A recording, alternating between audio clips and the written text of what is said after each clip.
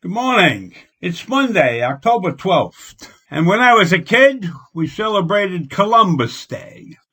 Now, Columbus Day was first recognized in 1792. That's 300 years after he took his voyage to the West Indies or wherever he ended up. And in 1892, President Benjamin Harrison issued a proclamation establishing the celebration of Columbus Day. And over the years, there were many other things that honored Columbus Day.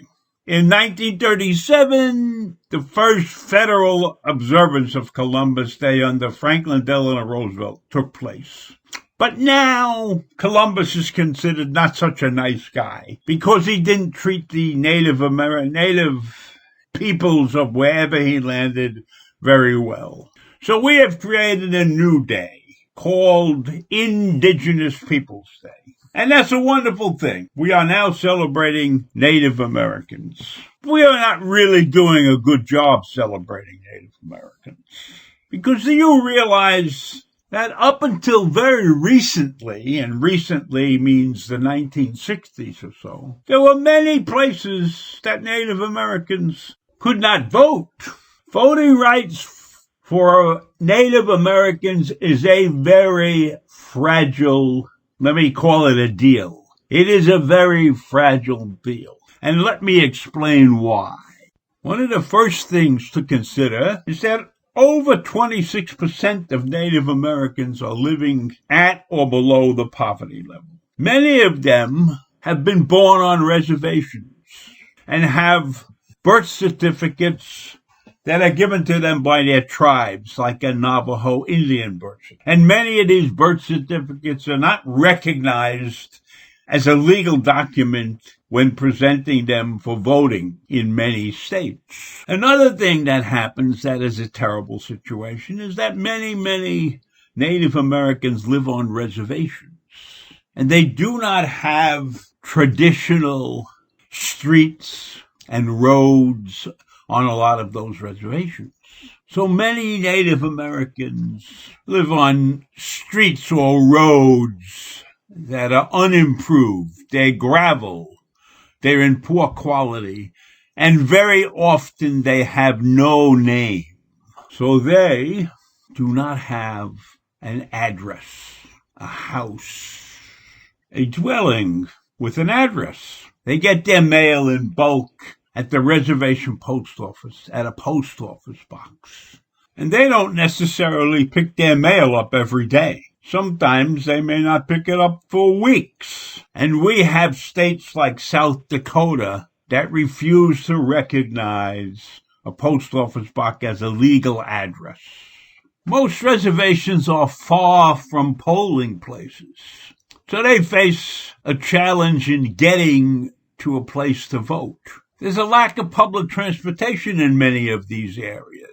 So if you consider the lack of residential addresses, the lack of access to mail, and obviously there's a lack of internet, of digital services, then voting becomes a very difficult thing for Native Americans. And homelessness is also a big problem on the reservations. There's many Native Americans who are what is known as couch surfers. They stay with friends and move around the reservation, but they really don't have a place to live. So let's think about this. There's a Native American on a reservation. He has no street address. He gets his mail in bulk at the post office, which he doesn't necessarily attend all the time. And now we're going to go and have a lot of mail-in ballots. So he's at a complete disadvantage. Plus, he probably lives in a state that requires a residential address to vote. So it's stacked up against him. And the voting takes place somewhere far away where he may or she may not have the transportation available to get to that particular post office box. So we have a group of people that we have basically disenfranchised, even though we have created laws to protect their voting rights. Those legal documents are not really enforceable. So there has to be something different. There has to be something done about that. But I don't think the states involved really care. In fact, in North Dakota, right before the 2018 midterm elections, they had a voter ID law that expressly excluded the use of post office boxes as residential address. And over 5,000 Native Americans lacked the requisite form of ID to vote because no reservation had a residential address. And the North Dakota Secretary of State informed tribal leaders that voters could call the county 911 coordinator to receive an address. But that never worked out. That was a meager solution. It turned out that the coordinator was the local sheriff. So when a young lady called up to get a voter ID, the sheriff said, "I can't give you one today. I'm busy transporting prisoners." So how does that work out? How does that work out? If the guy's too busy to give out voter IDs, why the hell is he the coordinator? And that's the things that Native Americans are facing.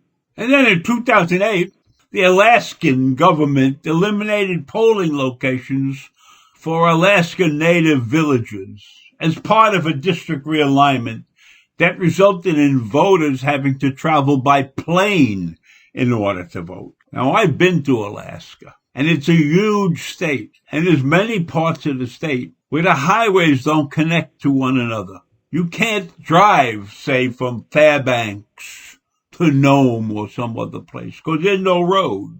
And many people travel by seaplane in Alaska. So you have to be prepared to give them places to vote. And they didn't. They didn't want to. So Native Americans are going to have a tough time to vote this year.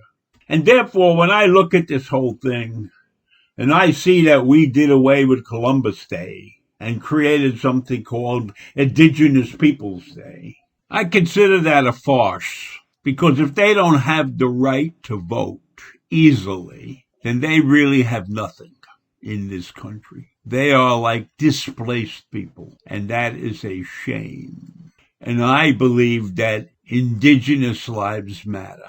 So that's what I have today, and I'll see you in the morning.